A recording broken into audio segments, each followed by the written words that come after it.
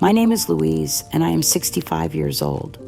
For over 2 decades, I built a life of love and art with Arthur, my husband, and soulmate, creating a home filled with shared passions for literature, painting, and classical music. Our house became a sanctuary where Arthur could write his poetry while I taught art classes to local children, where we spent evenings discussing philosophy over wine and weekends tending to our garden together. I endlessly tried to bridge the gap with Mark Arthur's son from his first marriage, offering unwavering support through his struggles, always believing in the possibility of family unity. I poured my heart and my own financial resources into making our house a true sanctuary, hoping that love and patience would eventually win over his persistent coldness toward me. But as Arthur's passing from a sudden heart attack left me hollow with grief, Mark appeared at our doorstep just 3 days after the funeral, cold and ruthless, holding what he claimed was Arthur's will. "You're nothing but a temporary arrangement, a gold digger," he sneered, his eyes devoid of any compassion for my mourning. "This house belongs to me now. You have 7 days to get out." Aunt Carol, Arthur's bitter sister, who had always resented our happiness, stood beside him with a triumphant sneer. Then David, Mark's cousin, began his online campaign of lies about my character. My heart didn't just shatter that day. It exploded into 1,000 pieces, my entire life with Arthur, my very essence as his beloved wife, brutally erased by greed and hatred. Yet, amidst the crushing despair that threatened to destroy me completely, a flicker of Arthur's meticulous foresight began to ignite hope in my chest. They didn't know about his hidden digital journal, stored in an encrypted file and documenting Mark's years of pressure and manipulation. Nor did they know about the discreet security camera in his study, silently capturing their monstrous plot to forge his will. My truth was hidden from their immediate view, but not lost forever.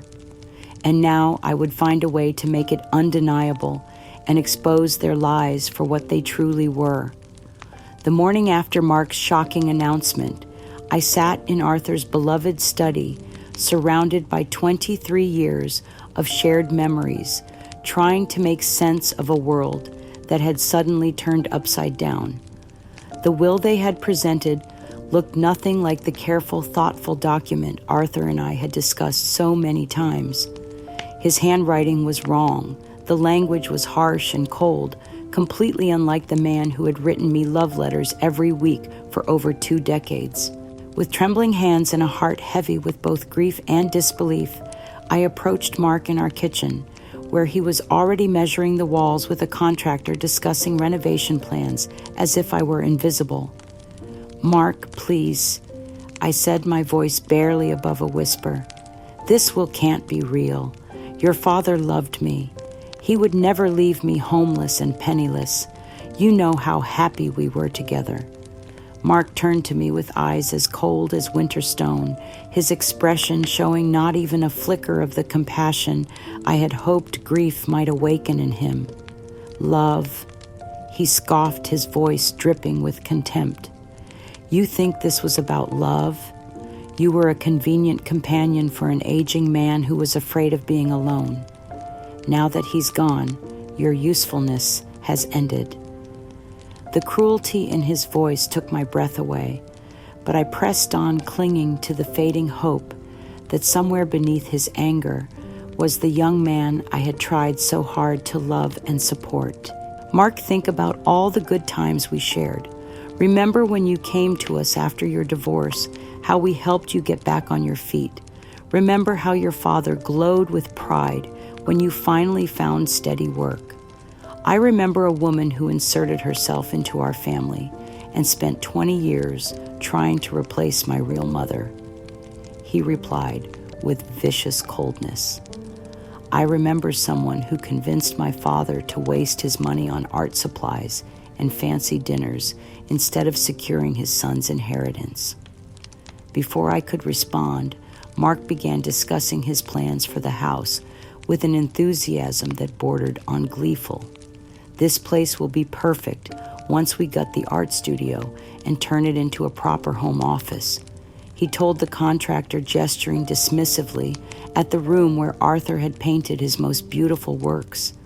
And all this amateur artwork cluttering the walls can go straight to the dumpster. Each word was like a physical blow. The studio where Arthur and I had spent countless hours creating art together, where I had taught dozens of local children to paint, where we had found such joy and peace, was being casually dismissed as worthless space to be eliminated. The paintings on our walls, some created by Arthur's own hands and others we had collected together over the years, were being written off as clutter to be discarded. Aunt Carol chose that moment to make her grand entrance, arriving with coffee and pastries as if this were a celebration rather than the destruction of my life. "Oh, Louise," she said with false sympathy that fooled no one. "I know this must be difficult for you, but surely you understand that family comes first. Arthur was always too soft-hearted for his own good, but Mark is finally setting things right." Her words stung like acid on an open wound. Carol had spent years resenting the happiness Arthur and I shared, making snide comments about our late-in-life romance, and questioning my motives at every family gathering. Now, she was positioning herself as the voice of reason while watching my world crumble with obvious satisfaction. I brought 40 years of teaching experience and my own savings into this relationship. I said, trying to maintain some dignity despite my desperation. "I've spent my own money maintaining this house, buying art supplies, creating the home your brother loved so much. This isn't about money or inheritance. This is about honoring Arthur's wishes and the life we built together." Mark's response was swift and brutal. "Your teaching salary," he laughed harshly. "Your little art classes for children, please. You lived off my father's generosity for 20 years, and now you want to claim credit for the lifestyle he provided you." The demands that followed were designed to humiliate and demoralize me completely. Not only did I have just 7 days to vacate the home I had loved and maintained for over 2 decades, but I was forbidden from taking anything that had belonged to Arthur, even the art supplies I had bought with my own money and kept in his studio. They wanted me to leave with nothing but my clothes, erasing every trace of my existence in Arthur's life. "And we'll need you to pay rent for these last 7 days," Carol added with a smile that didn't reach her eyes. "After all, you're staying in Mark's house now, and he's been more than generous in giving you time to make arrangements." The suggestion that I should pay rent to stay in the home I had lovingly maintained while grieving the loss of my husband and facing homelessness revealed the true depth of their cruelty. They weren't just taking my home. They were systematically stripping away my dignity and my connection to Arthur's memory. David's online campaign began that very evening with Facebook posts that painted me as a manipulative gold digger who had taken advantage of an elderly widower. "Finally, justice for my Uncle Arthur," he wrote in a post that was shared dozens of times. Some people prey on lonely seniors, but family always protects family in the end. The lies spread through our community like wildfire. People who had known Arthur and me as a devoted couple began to question the nature of our relationship. Former students from my art classes' parents who had trusted me with their children's creative development, neighbors who had envied our obvious happiness, all began to see me through the lens of David's fabricated narrative. As I lay in bed that night, in the room Arthur and I had shared for 23 years, listening to plans being made to erase our life together, I felt a fury begin to build alongside my grief. These people thought they could steal not just my home and my security, but my very identity as Arthur's beloved wife. They thought they could rewrite our love story as a tale of manipulation and opportunism. They were wrong. Arthur had loved me deeply and truly, and somewhere in this house was the proof that would expose their lies and honor the man who had been my heart and soul for over 2 decades. The cruelty escalated beyond anything I could have imagined as Mark and Carol realized that their timeline was working, and I seemed powerless to resist their demands. On the 3rd day after their ultimatum, I returned from grocery shopping to find that Mark had changed the locks on Arthur's studio, the sacred space where we had created so much beauty together. "That room contains valuable art supplies and equipment now," he said when I confronted him, his tone as casual as if he were discussing the weather. "I can't have unauthorized people wandering through and potentially damaging my property." The casual dismissal of 23 years of shared creativity as unauthorized wandering cut deeper than any insult could have. This was the room where Arthur had painted his last piece just weeks before his death, a beautiful landscape of our garden that he had planned to give me for our anniversary. This was where I had taught neighborhood children to discover their own artistic voices, where Arthur and I had spent rainy afternoons working side by side in comfortable silence. But Mark's cruelty reached new depths when he began openly discussing which of Arthur's paintings he planned to sell immediately after I was gone. That landscape series should bring in a decent amount, he told a potential buyer over the phone while I was sitting in the next room. The old man had some talent, even if he wasted too much time on domestic subjects. He was referring to Arthur's most cherished works, a series of paintings depicting scenes from our life together. Our morning coffee routine, me working in the garden while he read on the porch, quiet moments of intimacy and joy that had defined our marriage. To Mark, these weren't expressions of love and artistic vision. They were simply assets to be liquidated. The bitter realization hit me like a physical blow as I watched Mark treat our life together as nothing more than inventory to be cataloged and sold. He didn't see me as a grieving widow or even as a human being deserving of basic compassion. To him, I was simply an obstacle to be removed from his path to wealth, a temporary inconvenience that had overstayed its welcome. This realization forced me to confront a painful truth I had been avoiding for years. Despite 23 years of marriage to his father, despite countless attempts to build a relationship with him, despite all the love and patience I had shown him, Mark had never accepted me as family. I had been deluding myself, believing that time and kindness would eventually win him over, when in reality, he had been waiting for this moment all along. The memory that broke my heart completely came flooding back as I stood in our living room watching Mark point out Arthur's paintings to potential buyers. 5 years ago, when Mark was facing serious financial difficulties and potential bankruptcy, Arthur had been devastated by his son's situation. The stress was affecting his health, causing sleepless nights and anxiety that worried me deeply. Without telling Arthur, I had quietly liquidated my own retirement savings money I had earned through 40 years of teaching and used it to pay off Mark's debts. I had forged documents to make it appear that Arthur was the source of the money protecting Mark's pride, while preserving Arthur's peace of mind. I had sacrificed my own financial security to save both the men I loved from pain and embarrassment. Mark had never known the true source of that salvation.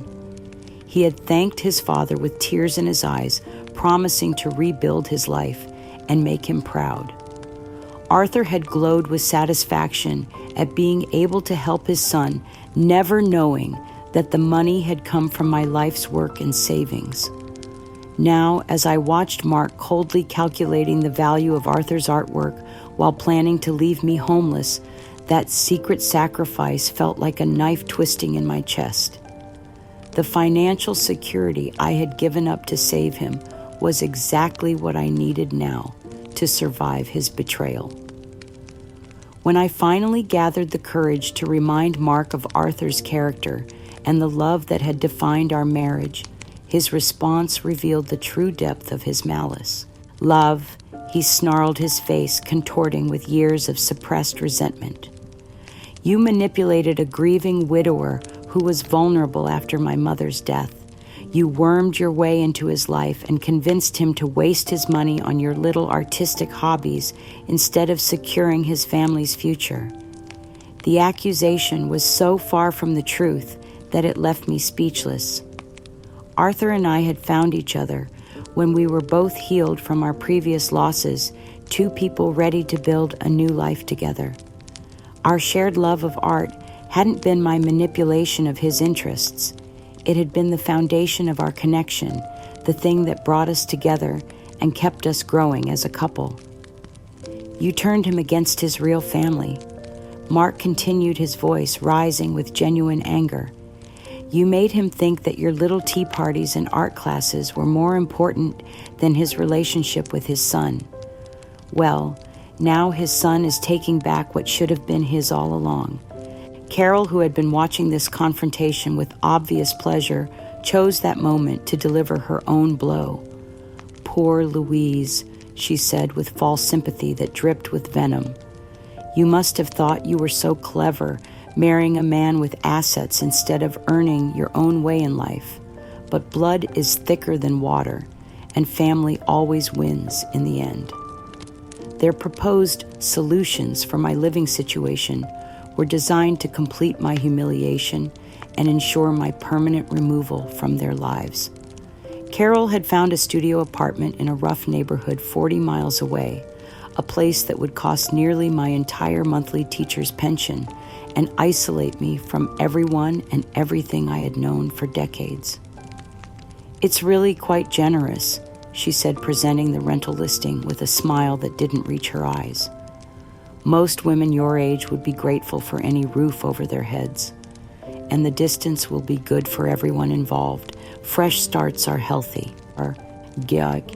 David's online campaign intensified, painting me as a delusional old woman who couldn't accept reality. "Update on the family situation," he posted. "Some people just can't handle the truth about their real place in other people's lives.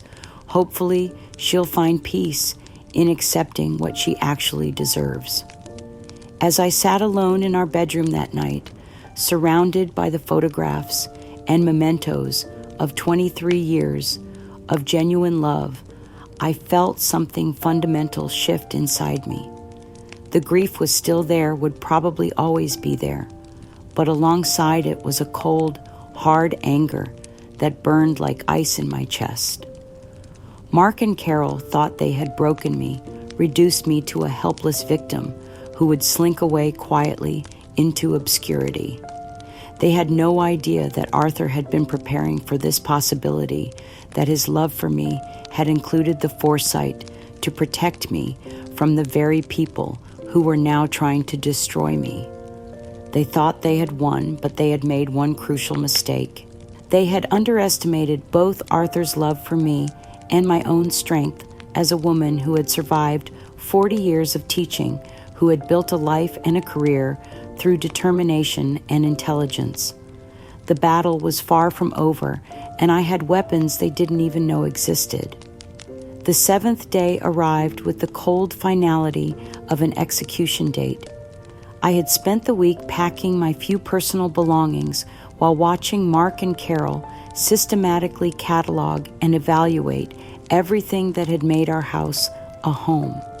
They moved through the rooms like vultures, assessing the value of each piece of furniture, each artwork, each book that Arthur and I had collected together. Mark arrived at exactly 9 a.m, accompanied by Carol and 2 men I didn't recognize, who carried themselves with the casual authority of professional movers. No words were exchanged about my grief or the magnitude of what was happening.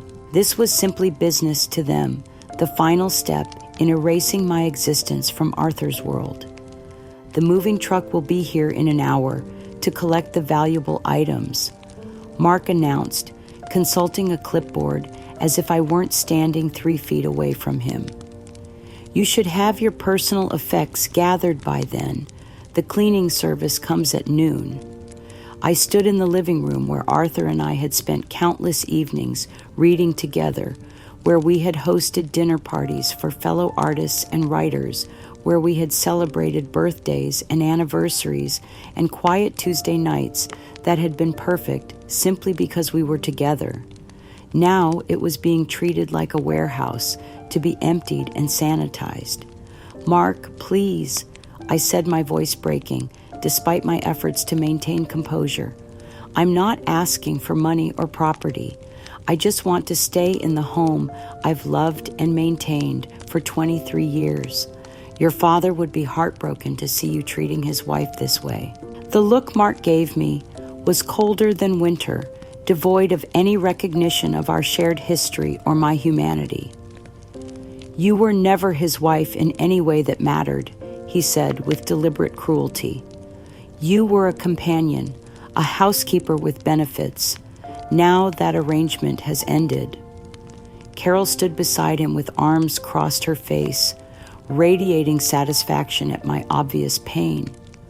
Some people need to learn that there are consequences to overestimating their importance, she said with a smile that made my skin crawl. Arthur was always too kind for his own good, but thankfully family is here to set things right. When the locksmith arrived to change the final set of keys, I realized that this was truly the end. In a matter of hours, I would no longer have access to the home where I had lived for over 2 decades, where every room held memories of Arthur's love and our shared life. I made one last desperate plea, standing on the porch where Arthur had proposed to me 24 years ago. This house isn't just property to me, I said, tears streaming down my face.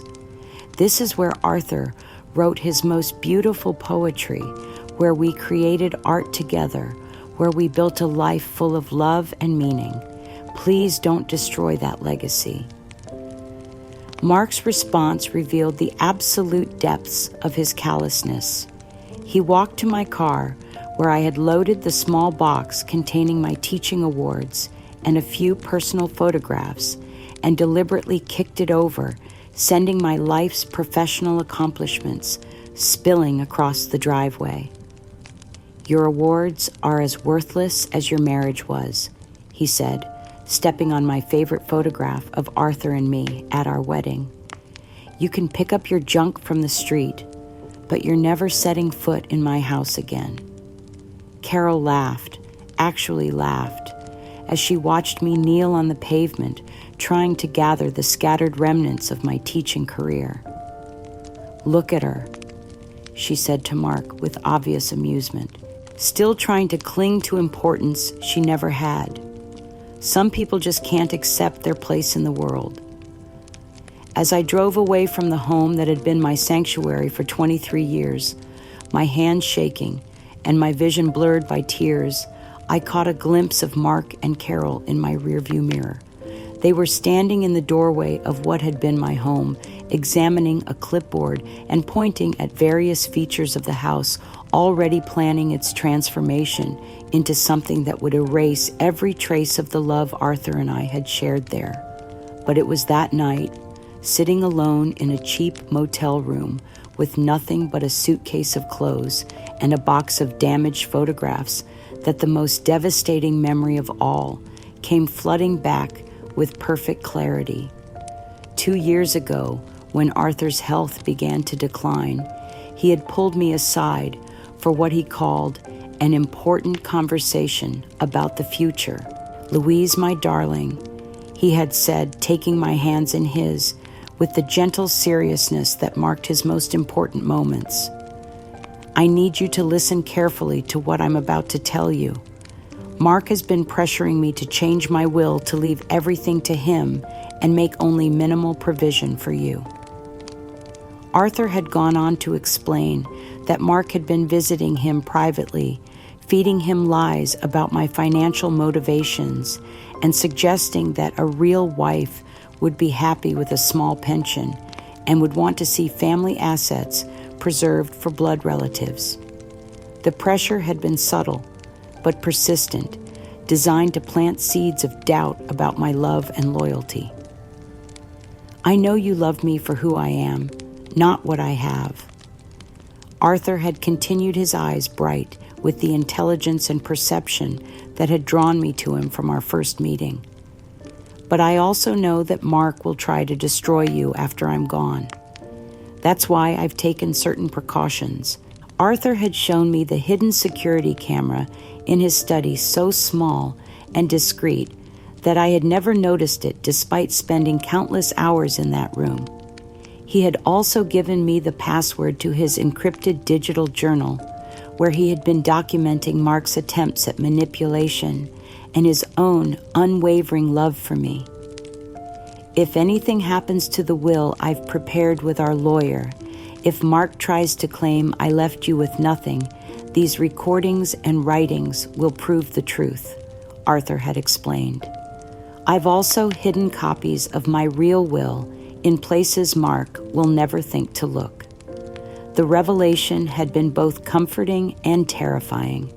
Comforting because it proved that Arthur understood the situation and had acted to protect me.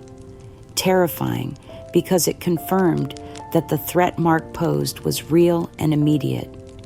Now, sitting in that lonely motel room with my world destroyed around me, I realized that Arthur's final gift to me wasn't just evidence of his love. It was the tools I needed to fight back against the people who thought they could steal his legacy and erase our marriage from history. Mark and Carol had made one fatal mistake in their rush to claim their prize. They had assumed that Arthur had been as naive and unprepared as they were greedy and cruel. They had no idea that the man they were trying to rob had been one step ahead of them all along.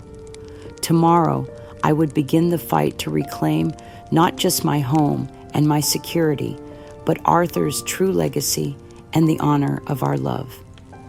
Tonight, for the first time since his death, I felt a spark of hope burning through the darkness of my grief. The battle for justice was about to begin, and I had weapons my enemies didn't even know existed. The following morning dawned gray and cold, matching the emptiness I felt as I sat in a roadside motel room that smelled of stale cigarettes and broken dreams. Everything I had loved and cherished was gone, stripped away by people who saw my 23 years with Arthur as nothing more than an inconvenient obstacle to their greed. But as I sat there surrounded by the few possessions I had managed to salvage, Arthur's final conversation with me echoed in my mind with perfect clarity. I pulled out my laptop, one of the few items Mark and Carol had allowed me to keep dismissing it as worthless compared to Arthur's valuable art collection. They had no idea that this simple machine would become the key to their destruction. My hands trembled as I typed in Arthur's password, a combination of our wedding date and the title of his favorite poem that only I would know. The encrypted folder opened like a treasure chest of vindication. Arthur's digital journal contained entries dating back 5 years, meticulously documenting every conversation, every attempt at manipulation, every cruel comment that Mark had made about our marriage. Reading his words felt like hearing his voice again, strong and clear in defense of our love. Mark visited again today. One entry read dated just 6 months before Arthur's death. He spent an hour trying to convince me that Louise is only with me for financial security. He suggested I should protect the family assets by limiting her inheritance. I told him that Louise is my family, that she has brought more joy and love into my life than he could ever understand. His response was to accuse me of being manipulated by a woman young enough to be after my money. The irony is that Louise is only 10 years younger than me, and she brought her own savings into our marriage. Entry after entry revealed the systematic campaign Mark had waged against me, always when I wasn't present, always designed to plant seeds of doubt about my motives and character. Arthur had documented it all with the careful precision of a man who understood that someday this evidence might be needed to protect the woman he loved.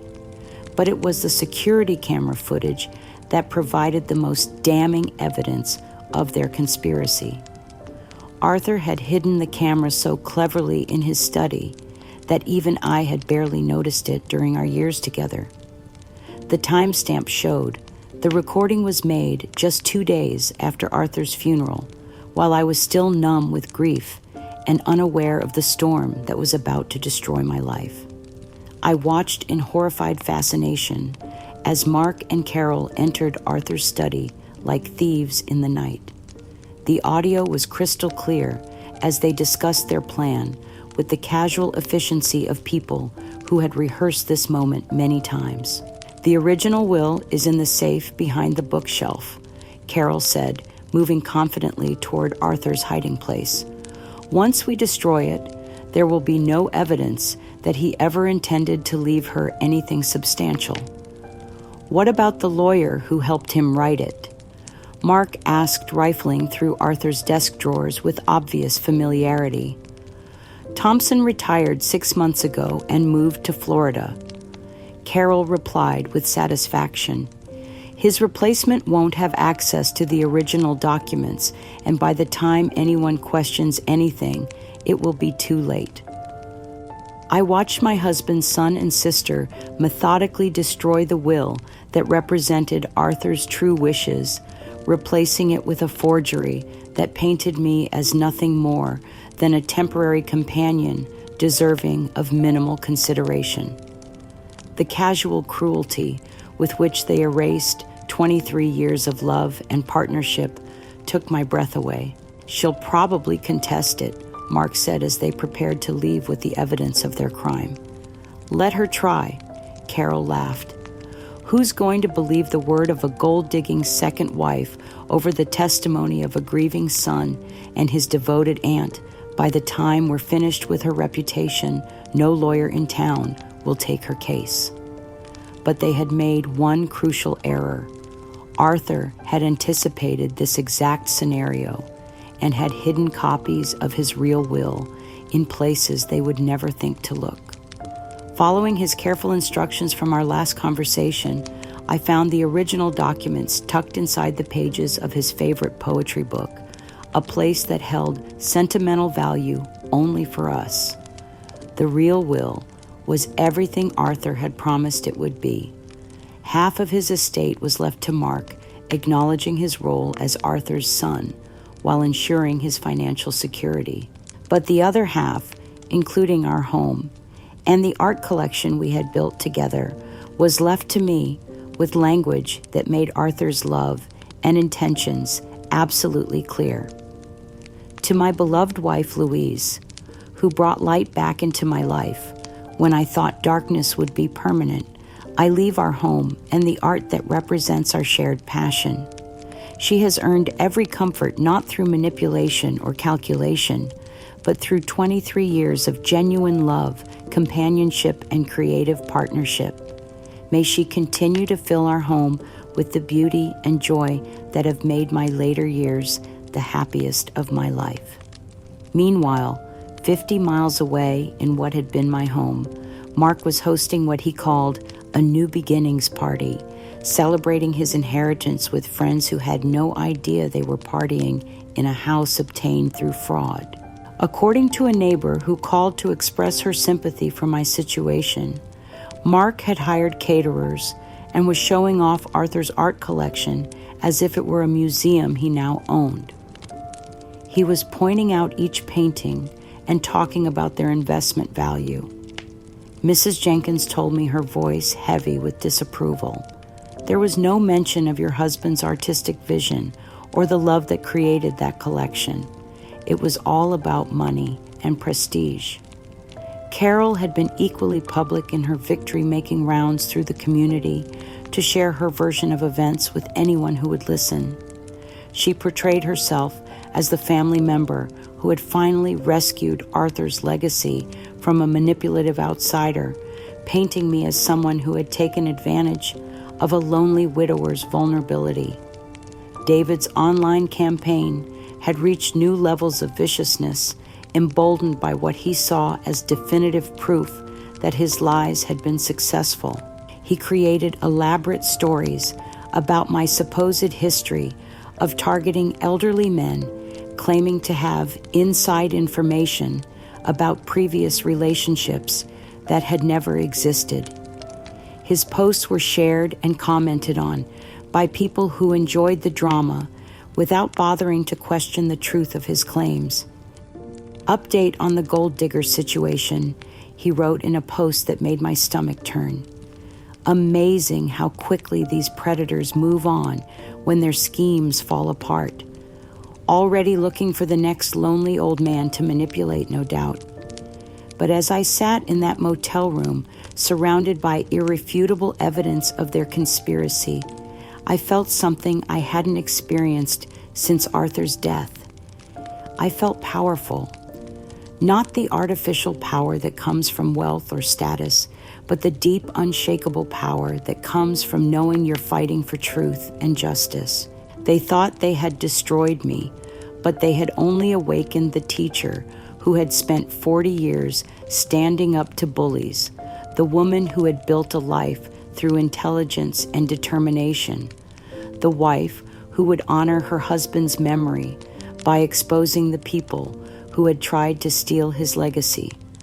Tomorrow, I would begin the process of making them pay for every lie they had told and every moment of pain they had caused.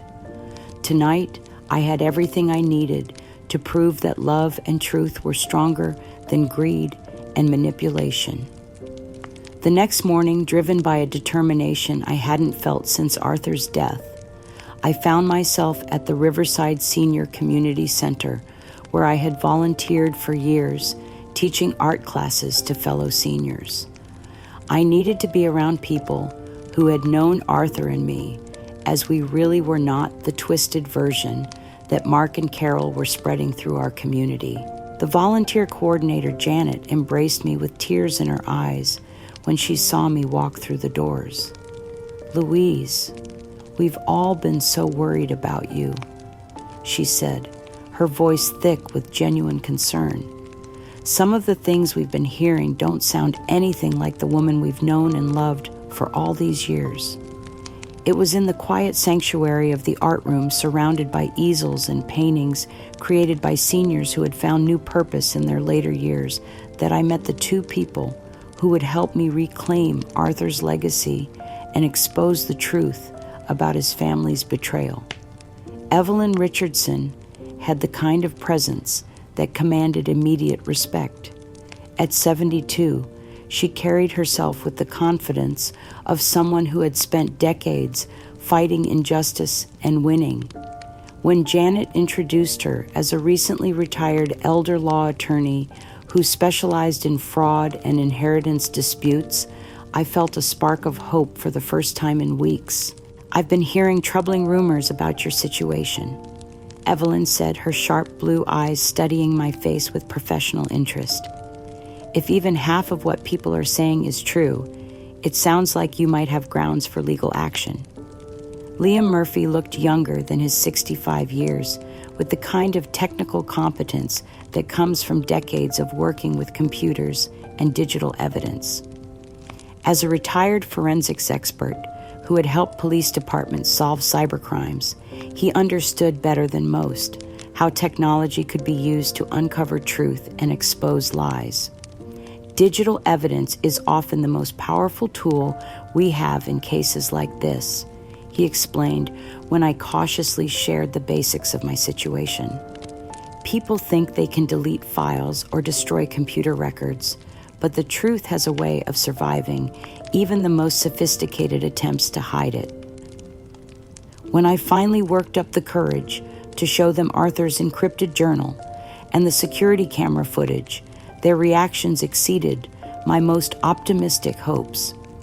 Evelyn sat in stunned silence as she read Arthur's documented accounts of Mark's manipulation attempts, her legal mind clearly recognizing the significance of what she was seeing. "This is extraordinary," she said, her voice filled with professional excitement. "I've handled hundreds of inheritance disputes, but I've rarely seen such clear documentation of undue influence and conspiracy. Your husband was obviously a very intelligent man who understood exactly what his family was planning." Liam's analysis of the video footage was even more encouraging. "This isn't just evidence," he said, examining the technical specifications of the recording. "This is a prosecutor's dream. Clear video, perfect audio timestamps that establish exactly when the fraud occurred. And the fact that they explicitly discuss destroying the original will while planning to forge a replacement makes this a textbook case of criminal conspiracy."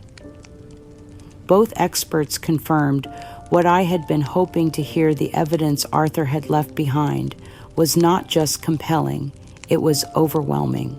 Mark and Carol hadn't just committed inheritance fraud. They had documented their own crimes with a thoroughness that would make conviction almost inevitable.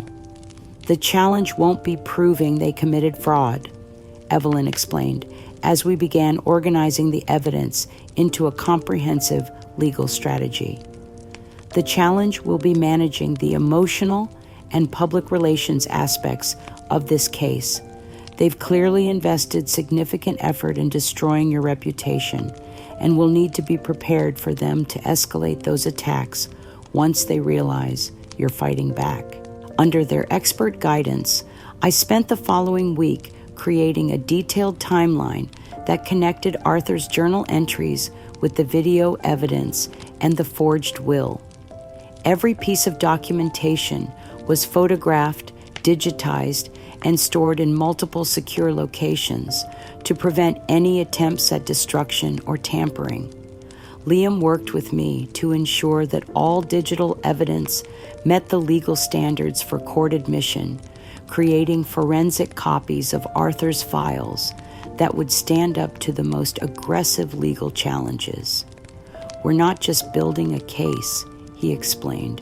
"We're building a fortress of truth that no amount of lies or manipulation can tear down." Evelyn's legal strategy was both comprehensive and devastating. The lawsuit would challenge the forged will on multiple grounds: fraud, conspiracy, undue influence, and lack of testamentary capacity. But beyond simply restoring Arthur's true wishes, she planned to pursue criminal charges for the conspiracy and civil damages for the emotional distress and financial harm I had suffered. "These people thought they were clever," Evelyn said, with the satisfaction of a hunter who has found the perfect trap. "But they've committed so many crimes in the process of stealing your inheritance that we have multiple avenues for prosecution. By the time we're finished, they'll wish they had left you alone." Most importantly, both allies validated my experience in a way that began to heal the psychological wounds Mark and Carol had inflicted.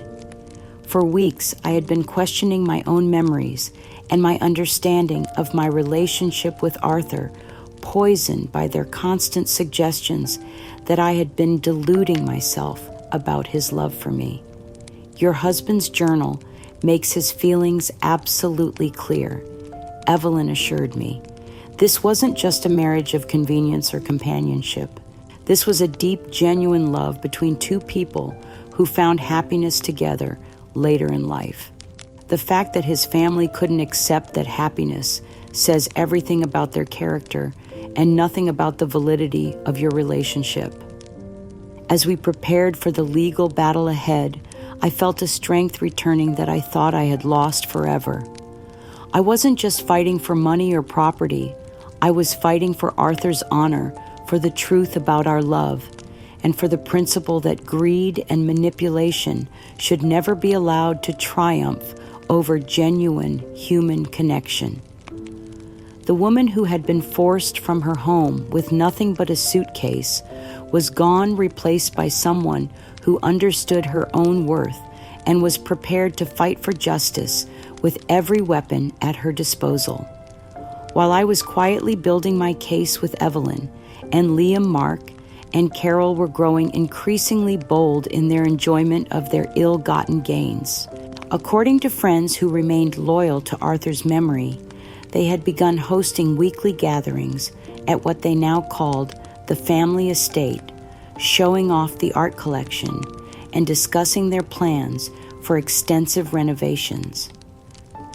They're talking about converting Arthur's studio into a home theater, reported Margaret Walsh, a longtime friend who had known Arthur since before our marriage. Mark was showing people the room where your husband created his most beautiful paintings, and all he could talk about was surround sound systems and projection screens. The casual destruction of Arthur's creative legacy was perhaps more painful than their theft of the property itself. That studio had been Arthur's sanctuary, the place where he had found peace and artistic inspiration during the happiest years of his life. To see it treated as nothing more than wasted space to be repurposed for entertainment showed how completely they misunderstood the man they claimed to honor.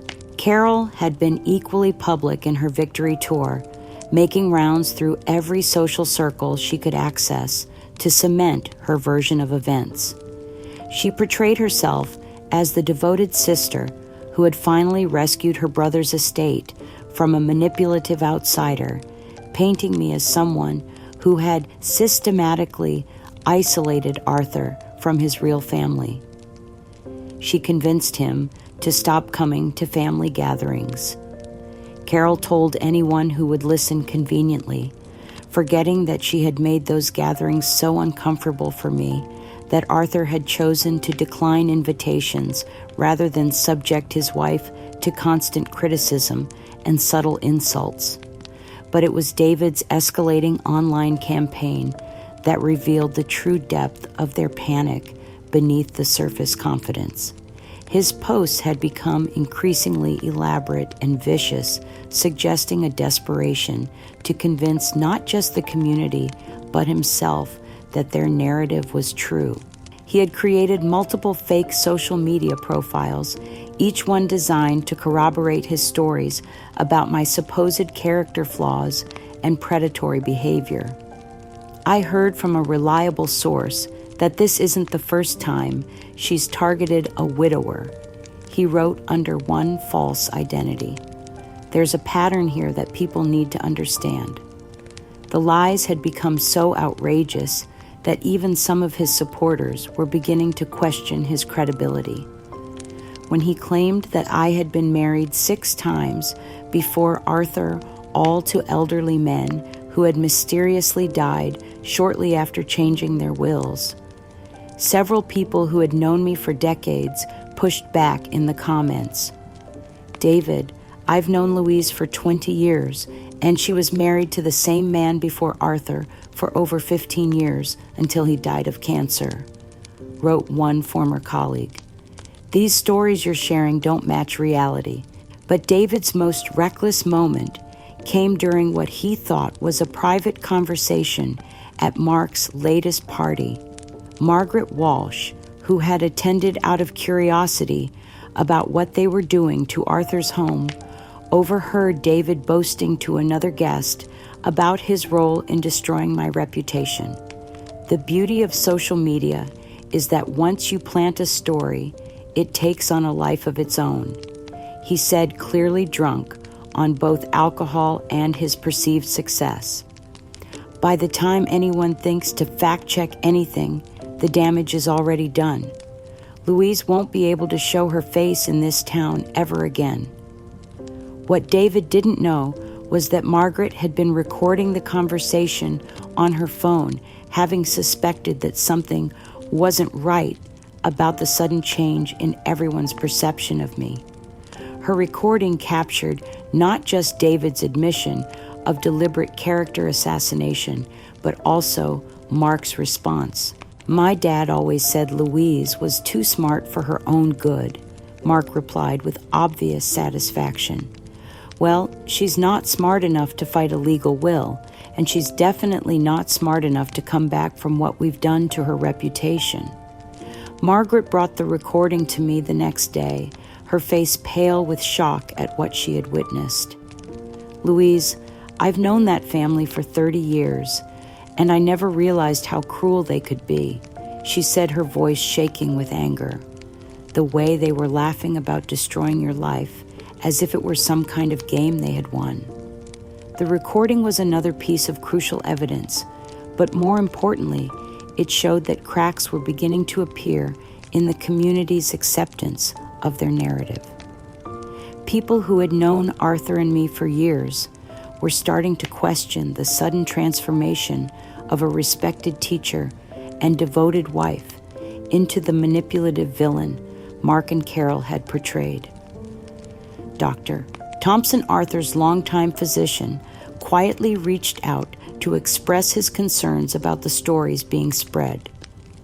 "I treated Arthur for 15 years, and I saw how happy he was after he married you," he told me during a carefully private conversation. "The idea that he would leave you homeless doesn't match the man I knew or the marriage I observed." Even some of the people who had initially believed David's lies were beginning to have second thoughts. The stories had become so elaborate and contradictory that maintaining belief required willful ignorance of obvious inconsistencies. First, they said you were after Arthur's money. Then they said you were controlling and manipulative. Now they're claiming you have a history of targeting elderly men, observed Janet from the community center. "It's like they can't decide which lie to stick with, so they're just throwing everything at the wall to see what sticks." The pressure was building, and I could sense that Mark and Carol were becoming aware that their victory might not be as complete as they had initially believed. Friends reported that they had become more defensive when questioned about specific details of their claims, and David's online posts had taken on an increasingly frantic tone. But they still had no idea what was coming.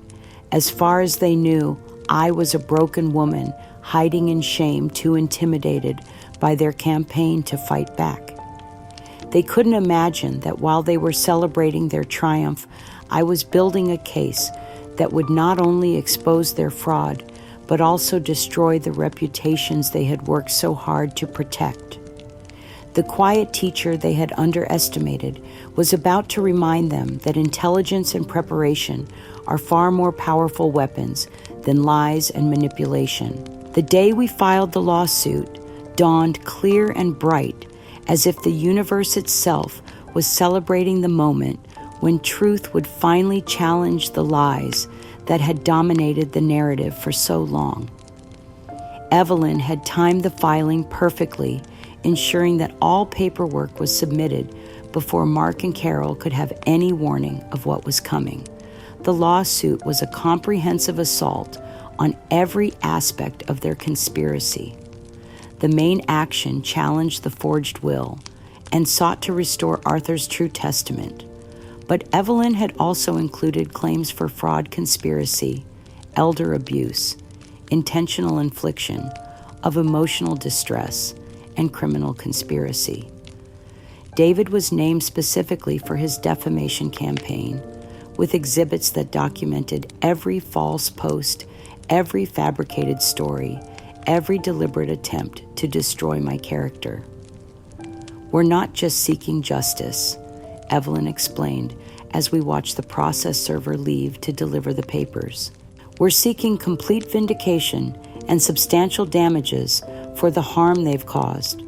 By the time this is over, they'll understand that fraud has consequences that extend far beyond simple restitution."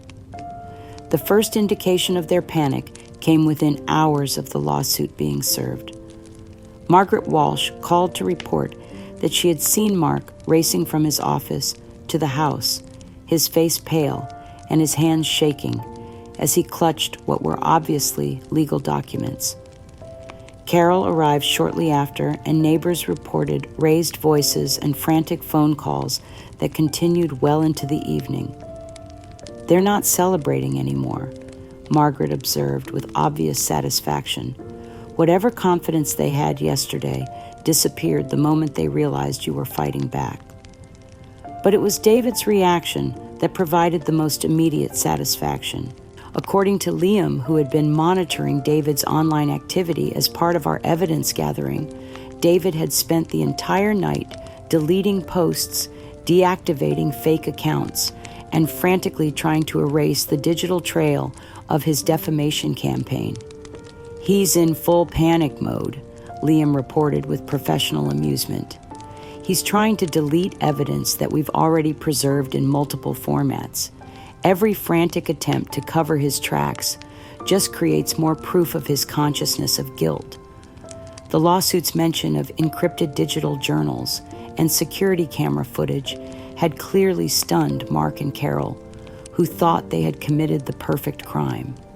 The realization that Arthur had been documenting their behavior and that their conspiracy had been recorded in real time must have been devastating to people who had believed themselves to be clever and untouchable. Their initial response was exactly what Evelyn had predicted: desperate attempts to discredit the lawsuit and intimidate me into backing down. Mark hired an expensive attorney who immediately began making public statements about frivolous litigation and desperate attempts by a disgruntled former beneficiary to overturn legitimate estate planning. But Carol's response revealed the true depth of their panic. She began calling mutual friends and community members not to defend their actions, but to warn them about my supposed mental instability and dangerous obsession with revenge. "She's clearly having some kind of breakdown," Carol told anyone who would listen. "First, she couldn't accept Arthur's death. Now she can't accept his wishes. We're honestly worried about what she might do next." The suggestion that I might pose some kind of physical threat was so absurd that it actually backfired, causing people who had been neutral to question Carol's judgment and credibility. Dr. Thompson was particularly vocal in his rejection of any suggestion that I was mentally unstable.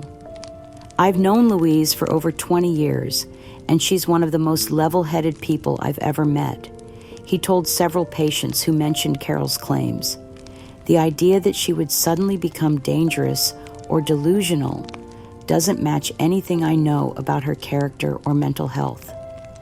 Meanwhile, David's panic had escalated to the point where he was making serious legal mistakes. In his desperation to control the narrative, he posted a long, rambling defense that actually confirmed many of the claims in our lawsuit while attempting to justify his actions. "Yes, I shared information about Louise's character," he wrote in a post that Liam immediately preserved as evidence. "But everything I said was based on family knowledge and legitimate concerns about her motives. If that's somehow illegal now, then the law has gone too far." The post was a gift to our legal team, providing clear admission that David had deliberately spread information designed to damage my reputation. Even better, his attempt to defend his actions by claiming family knowledge contradicted the earlier claims that his posts were based on independent research and community concerns. "He's basically confessing to conspiracy," Evelyn observed with professional satisfaction as she reviewed David's latest posts. "When defendants start trying to justify criminal behavior instead of denying it, you know they understand how much trouble they're in." The community response to news of the lawsuit was immediate and dramatic. People who had been quietly questioning Mark and Carol's narrative now felt empowered to express their doubts openly.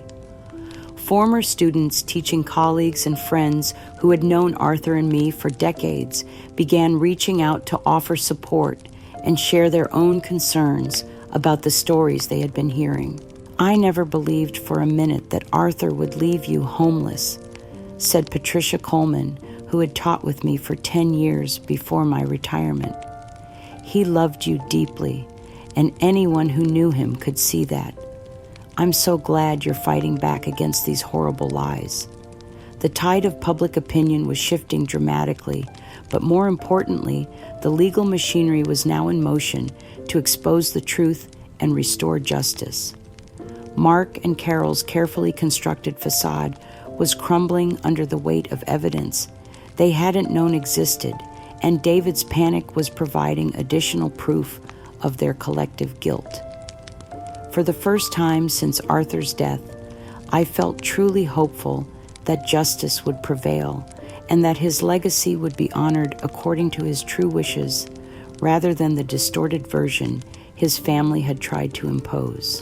The battle was far from over, but the first victory was already ours. We had forced them to stop celebrating and start defending their indefensible actions. The weeks leading up to trial were a whirlwind of legal maneuvering that tested every aspect of our case, and Mark and Carol's increasingly desperate attempts to avoid the consequences of their fraud. Their attorney, a high-priced lawyer named Harrison Blake, who specialized in defending wealthy clients, launched an aggressive campaign to discredit both me and the evidence Arthur had so carefully preserved. "Mrs. Louise is clearly a woman scorned," Blake argued during one particularly contentious pretrial hearing. "She's fabricated this elaborate conspiracy theory because she can't accept that her husband's true feelings about their marriage were different from what she believed. The so-called evidence she's presented is either taken out of context or outright falsified." Evelyn's response was swift and devastating. She had spent decades dealing with lawyers who thought they could overwhelm evidence with rhetoric, and Blake's tactics were nothing new to her. "Your Honor, we welcome Mr. Blake's challenge to our evidence," she said with the calm confidence of someone holding a royal flush. "In fact, we look forward to presenting the complete digital forensics analysis that proves beyond any doubt that every piece of evidence is authentic and unaltered." The depositions were particularly revealing as Mark and Carol were forced to answer direct questions about their actions under oath. I watched through a live video feed as Mark tried to maintain his arrogant composure while being questioned about the timeline of events surrounding Arthur's death and the discovery of the forged will. "Mr. Mark, can you explain how you knew the exact location of your father's safe when you claim to have had limited contact with him in the months before his death?" Evelyn asked, her voice steady and professional. Mark's hesitation was telling. "Family members share information about important matters," he said, avoiding direct eye contact with the camera. "Yet your father's journal entries indicate that he specifically chose not to share the location of his safe with you because he was concerned about your intentions regarding his estate. How do you account for this discrepancy?" The moment when Blake was forced to confront the security camera footage was everything I had hoped it would be. Evelyn had strategically saved the most damning evidence for a crucial pretrial motion, knowing that its impact would be devastating to their defense strategy. Defense counsel has repeatedly claimed that our allegations are based on speculation and circumstantial evidence, Evelyn announced to the court. "We would like to present Exhibit A7 security camera footage from Mr. Arthur's study recorded on the date in question." The courtroom fell silent as the video began to play. There was Mark, clearly visible and easily identifiable, systematically searching through Arthur's desk while Carol kept watch by the door. The audio was crystal clear as they discussed their plan to destroy the original will and replace it with their forgery. "Make sure you get every copy," Carol's voice echoed through the courtroom speakers. "We can't afford to have any loose ends that might surface later." "Dad was too trusting," Mark replied, his voice filled with contempt that made my stomach turn. He actually believed Louise deserved half of everything he worked for. Well, now she'll get what she actually deserves, which is nothing. Blake's face went ashen as he realized that his entire defense strategy had just collapsed. There was no way to explain away video evidence of his clients committing the exact crimes they were accused of, using language that proved both premeditation and malicious intent. But the most shocking development came when David, faced with the overwhelming evidence and the reality of serious criminal charges, secretly reached out to our legal team through his own attorney. His cooperation came with conditions, but the information he provided was devastating to Mark and Carol's already crumbling defense. David has provided us with detailed information about the planning and execution of the fraud, Liam explained during one of our strategy sessions. According to his testimony, this conspiracy goes back months before Arthur's death. They had been planning to contest any will that left significant assets to you, and when Arthur died, suddenly they saw their opportunity to skip the legal challenges and simply forge the documents they wanted. David's cooperation revealed the true scope of their malice. They hadn't just seized an opportunity after Arthur's death. They had been actively plotting against me for months, waiting for their chance to strike. The casual cruelty with which they had planned to destroy my life was breathtaking in its calculation. Carol's public facade cracked completely when news of David's cooperation reached her. According to witnesses at a local restaurant, she had what could only be described as a complete breakdown, screaming accusations at Mark, while other diners watched in horrified fascination. "This is all your fault," she reportedly yelled loud enough for half the restaurant to hear. "I told you we should have been more careful, but you were so sure she was too weak to fight back. Now David is going to testify against us, and we're going to lose everything." The outburst was captured on multiple cell phone cameras and quickly spread through social media, providing yet another piece of evidence of their consciousness of guilt. An innocent person doesn't have public breakdowns about cooperation with authorities unless they have something serious to hide. Mark's response to the mounting pressure was perhaps even more telling than Carol's breakdown. According to his former attorney, who withdrew from the case, citing irreconcilable differences, Mark had become increasingly volatile and unreasonable, refusing to consider plea negotiations and insisting that the video evidence was somehow fabricated, despite expert analysis proving its authenticity. He keeps saying that Louise isn't smart enough to have planned something this elaborate. Blake's replacement told Evelyn during a settlement conference. He seems genuinely unable to accept that his father might have loved his wife enough to protect her from exactly this kind of behavior. The pre-trial proceedings had accomplished everything we could have hoped for. Mark and Carol's defense was in shambles. Their conspiracy was exposed in humiliating detail, and their former ally had turned against them to save himself. Most importantly, the truth about Arthur's love for me and his intentions for our shared legacy was now part of the official legal record. As we prepared for trial, I felt a profound sense of vindication that went beyond simple legal victory.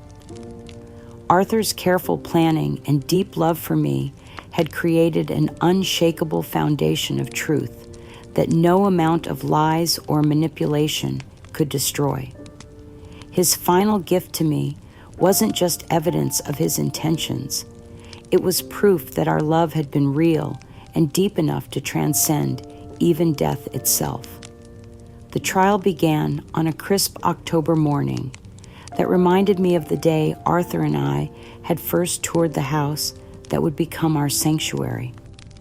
As I walked up the courthouse steps, flanked by Evelyn and Liam, I felt Arthur's presence with me in a way that I hadn't experienced since his death. This wasn't just about reclaiming property or money. This was about honoring the man who had loved me enough to prepare for this exact moment. The courtroom was packed with community members, former students and friends who had come to witness what local media had dubbed the trial that exposed the dark side of inheritance disputes. Judge Morrison, a respected jurist with 30 years of experience, had made it clear that he would tolerate no grandstanding or emotional manipulation from either side. When I took the stand to testify, I felt a calm that surprised me. For months, I had been living in the shadow of Mark and Carol's lies, questioning my own memories and my understanding of my marriage to Arthur. But sitting in that witness chair, surrounded by irrefutable evidence of our love, I knew that truth was more powerful than any fabrication they could create. Mrs. Louise, please tell the court about your relationship with your late husband. Evelyn began, her voice gentle but professional. Arthur and I shared 23 years of genuine love and partnership. I said, my voice steady despite the emotion in my chest. We were both artists, both lovers of literature and beauty. We built a life together based on mutual respect, shared interests, and deep affection. Every morning we would have coffee on the porch and discuss our plans for the day. Every evening we would share what we had learned or created. He was my best friend, my creative partner, and my beloved husband. As I described our life together, I watched the jurors' faces, seeing recognition and empathy in their expressions. These were people who understood love and partnership, who could recognize the difference between genuine affection and the mercenary relationship Mark and Carol had tried to portray. The presentation of Arthur's journal entries was particularly powerful. Evelyn read selected passages that painted a clear picture of Mark's manipulation attempts and Arthur's unwavering devotion to me. Entry dated March 15th, 2 years before Mr. Arthur's death, Evelyn read. Mark visited again today, spending over an hour trying to convince me that Louise is only interested in my money. He suggested I should protect family assets by limiting her inheritance. I told him clearly that Louise brought her own savings into our marriage and has never asked me for anything beyond love and companionship. His inability to understand genuine affection says everything about his character and nothing about Louise's motives. But it was the video evidence that delivered the decisive blow to Mark and Carol's defense. The courtroom fell completely silent as the footage played, showing them systematically destroying Arthur's real will while discussing their plans to forge a replacement. The casual cruelty in their voices as they planned to leave me homeless was audible to everyone present. She'll probably contest it. Mark's voice echoed through the courtroom speakers. Let her try. Carol laughed in response. Who's going to believe the word of a gold-digging second wife over family members? I watched Mark's face as his own words condemned him. The arrogant composure he had maintained throughout the pre-trial proceedings cracked completely as he realized that every person in that courtroom was hearing him plot to destroy an innocent woman's life with calculated malice. When Blake called Mark to testify in his own defense, the result was devastating for their case. Mark's attempt to explain away the video evidence was clumsy and desperate, filled with contradictions that even a sympathetic observer couldn't ignore. Mr. Mark, the video clearly shows you searching through your father's desk and discussing plans to destroy his will, the prosecutor stated. How do you explain this behavior? I was just trying to understand my father's wishes. Mark stammered, his earlier confidence completely gone. Louise had been manipulating him, and I wanted to make sure his real intentions were honored. Yet the will you claim represents his real intentions was written in handwriting that expert analysis has proven doesn't match your father's writing style. Can you explain this discrepancy? Mark's breakdown was complete and public. Unable to maintain his lies in the face of overwhelming evidence, he lashed out with the same cruelty he had shown in Arthur's study months earlier. She never deserved him, he shouted, his face contorted with years of suppressed resentment. She was just a lonely teacher who got lucky when my father needed companionship. My mother was his real wife, his real love. Louise was just a convenience that lasted too long. The outburst proved everything Evelyn had argued about Mark's character and motivations. This wasn't grief or confusion. This was pure malice toward a woman whose only crime had been loving his father and being loved in return. David's testimony, delivered under a cooperation agreement that reduced his charges, provided the final confirmation of their conspiracy. His detailed account of the planning and execution of the fraud left no doubt about the premeditated nature of their crimes. Mark had been talking about contesting any will that favored Louise for over a year before Arthur's death. David testified, his voice barely above a whisper. When Arthur died, suddenly Carol suggested that instead of fighting in court, they should just create the will they wanted and destroy the real one. They thought Louise was too broken by grief to fight back effectively. The verdict, when it came, was swift and comprehensive. Judge Morrison's voice was grave as he delivered the court's findings. This court finds the defendants guilty of fraud, forgery, conspiracy, and elder abuse, he announced. The evidence presented shows a calculated campaign to deprive Mrs. Louise of her rightful inheritance through criminal means. The forged will is hereby nullified, and Mr. Arthur's true testament is restored to full legal effect. The financial penalties were devastating to Mark and Carol. Beyond losing all claim to Arthur's estate, they were ordered to pay significant damages for the emotional distress they had caused me and the costs of the legal proceedings. Criminal charges would follow, with the possibility of prison time for their conspiracy. As I sat in that courtroom, listening to justice finally being served, I felt Arthur's presence more strongly than I had since his death. His love had protected me even from beyond the grave, and his careful planning had ensured that truth would triumph over the lies his family had tried to use to destroy me.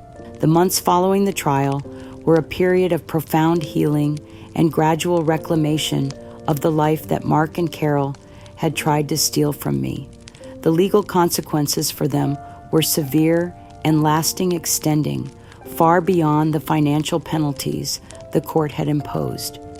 Mark faced 18 months in prison for fraud and conspiracy, while Carol received a year-long sentence and substantial fines that would follow her for the rest of her life. But perhaps more devastating to them than the legal punishment was the complete social ostracism they faced in our community. Their carefully constructed images as grieving family members protecting Arthur's legacy were shattered beyond repair, replaced by the truth about their calculated cruelty and insatiable greed. I can't believe I ever felt sorry for them, Margaret Walsh told me during one of our weekly coffee meetings. To think that while you were grieving Arthur's death, they were celebrating your destruction. It makes me sick to remember how I almost believed their lies about your character. David received a lighter sentence due to his cooperation, but his reputation was permanently tarnished. The young man, who had once enjoyed spreading malicious gossip online, found himself unable to find employment, as his role in the conspiracy became widely known throughout our professional community. The day I reclaimed the keys to my home was one of the most emotional moments of my life. Standing on the porch where Arthur had proposed to me 24 years earlier, I felt his love surrounding me like a warm embrace. Every room held memories that Mark and Carol had tried to erase, but their attempts at destruction had only made those memories more precious to me. Arthur's studio was exactly as he had left it, with his final painting still on the easel and his brushes arranged in the careful order he had always maintained.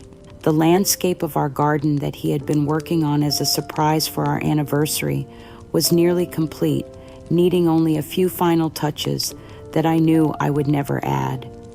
It was perfect, as it was a frozen moment of his love and artistic vision. The process of healing from the trauma wasn't quick or simple. There were days when the memory of that terrible week would overwhelm me, when I would remember the feeling of standing on the sidewalk outside my home with everything I owned in a single suitcase. Dr. Sarah Chen, the trauma counselor Evelyn had recommended, helped me understand that recovery from psychological abuse takes time and patience. What they did to you was a form of emotional terrorism, Dr. Chen explained during one of our sessions. They didn't just try to steal your property. They tried to steal your identity, your memories, and your understanding of your own life. Healing from that kind of assault on your sense of reality requires rebuilding trust in your own perceptions and experiences. The relationships I rebuilt during this period became some of the most meaningful connections of my life. Arthur's extended family, the cousins and distant relatives who had been manipulated by Mark and Carol's lies, reached out with heartfelt apologies and genuine regret for their role in my isolation. We should have questioned their stories more carefully. Arthur's cousin Helen wrote in a letter that brought tears to my eyes. We knew Arthur loved you deeply, and we should have trusted our own knowledge of his character instead of believing lies that contradicted everything we had observed about your marriage. My friendship with Evelyn and Liam deepened into something that felt like family. These two remarkable people had seen me at my lowest point and helped me find the strength to fight for justice. Their continued presence in my life was a constant reminder that love and loyalty could triumph over hatred and betrayal. You taught us something important too, Evelyn told me during one of our regular dinners together. Liam and I have handled hundreds of legal cases, but we've rarely seen someone maintain such dignity and grace while facing such systematic cruelty. Your strength inspired us to fight harder than we ever had before. The community support that emerged after the trial was overwhelming and healing. Former students, now adults with children of their own, reached out to share memories of how my teaching had influenced their lives. Parents whose children I had nurtured through their artistic development expressed their gratitude and their shame at having briefly doubted my character. You believed in my daughter when no one else did, wrote one mother whose child had struggled with learning disabilities. Your art classes gave her confidence and joy during the hardest years of her childhood. The idea that anyone could call you manipulative or selfish shows how little they understood about the kind of person you really are. I found renewed purpose in sharing my experience with other seniors who face similar threats from family members motivated by greed rather than love. Working with elder advocacy groups, I helped develop educational programs about recognizing and preventing inheritance fraud, turning my painful experience into a tool for protecting others. Unfortunately, Louise's story isn't unique. I would tell audiences at community centers and senior living facilities. Elder abuse by family members is more common than most people realize, but her case also shows that with proper preparation and strong legal representation, justice can prevail even against the most sophisticated conspiracies. My art, which had been such an important part of my life with Arthur, gradually returned to bring me joy and peace. I converted one of the spare bedrooms into a studio where I could paint and teach small classes to local children, just as I had done during the happiest years of my marriage. The first painting I completed after reclaiming my home was a portrait of Arthur in his studio, capturing the concentration and joy he had shown while creating. It wasn't technically perfect, but it was filled with love and memory, and hanging it in our living room felt like welcoming him home again. As the first anniversary of the trial approached, I realized that the woman who had been forced from her home with nothing but a suitcase was gone, replaced by someone stronger and wiser. The trauma had left scars, but those scars had become sources of strength rather than weakness, reminders of what I had survived and what I was capable of overcoming.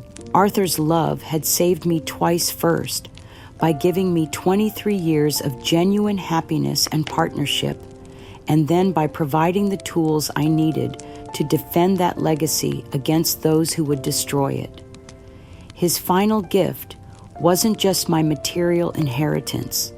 It was the knowledge that love carefully tended and thoughtfully protected can survive even the most determined attempts to destroy it. 2 years have passed since that terrible week when I thought I had lost everything that mattered to me, and I find myself living a life of quiet contentment that I could never have imagined during those dark days in the motel room. My mornings begin with coffee on the porch, where Arthur and I shared thousands of conversations, where his presence still feels as real and comforting as the sunrise that lights our garden each day. The house that Mark and Carol tried to steal has become more than just my home. It has become a sanctuary where love's triumph over hatred is visible in every room. Arthur's paintings hang on the walls, exactly where we placed them together. His books fill the shelves in the order he preferred, and his spirit fills the spaces where we created so much beauty and joy together. The relationships I've rebuilt and the new friendships I've formed have taught me that trust once broken by betrayal can be restored through patience and genuine care. Evelyn and Liam remain close friends and advisors. Their presence in my life, a constant reminder that goodness exists and that angels sometimes come disguised as retired lawyers and computer experts. The students I now teach in my home studio bring the same joy that filled my heart during my decades as a professional educator. Mark and Carol completed their prison sentences, but remain social outcasts, their reputations permanently destroyed by their own actions. I rarely think of them now, except when their story serves as a cautionary tale for other families about the destructive power of greed and the importance of preparing for those who would exploit grief and vulnerability. The wisdom I've gained from this ordeal runs deeper than I ever expected. I understand now that evil can emerge from unexpected places, that family bonds can be corrupted by envy and avarice, but also that love, thoughtfully protected, can survive even the most determined assault. Arthur's foresight in documenting the truth and preparing defenses against those who would distort it showed me that genuine love includes practical protection of those we cherish. Most profoundly, I've learned that our worth as human beings is not determined by others' recognition or acceptance, but by the love we give and receive the beauty we create, and the truth we stand for when standing requires courage. The attempts to erase my identity as Arthur's beloved wife only strengthened my understanding of who I truly am and what our marriage really meant. Today, as I tend the garden Arthur and I planted together and teach young artists to find their voices, I carry a peace that no one can steal from me. This experience taught me that sometimes the greatest acts of love require the greatest courage, and that truth when defended with wisdom and determination, will always triumph over the lies that seek to destroy it.